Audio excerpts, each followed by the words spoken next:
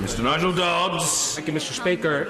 To be fair to the EU, they have made it clear that there will be no changes to the withdrawal agreement, and there's nothing in these letters that is inconsistent with the withdrawal agreement.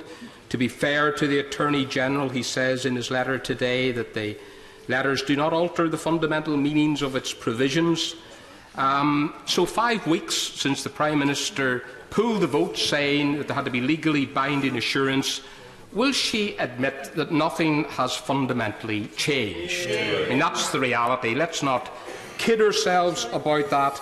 And will she not recognise that in pulling the vote, she must have realised that there needed to be legally binding changes to the withdrawal agreement in order for it to have any chance of getting through this House? And even at this late stage, will she not accept that the problem with the backstop is that it effectively defines the future relationship for Northern Ireland, because if the whole of the UK is not aligned to a high degree for single market purposes and we're in a customs union, Northern Ireland will be.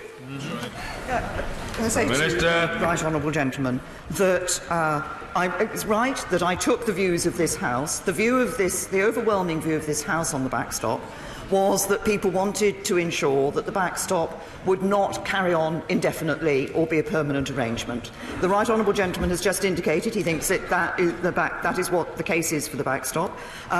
What we have received from the European Union are those further assurances and the recognition that the European Council conclusion, in which some of those assurances are referred to, does have legal force in international law and effectively sits alongside the withdrawal agreement and the political declaration package, and would be part of any consideration on any challenge to that withdrawal agreement in relation to those particular issues. But I recognise that what I have brought back, as I said in my statement, is not what some members wanted from the European Union.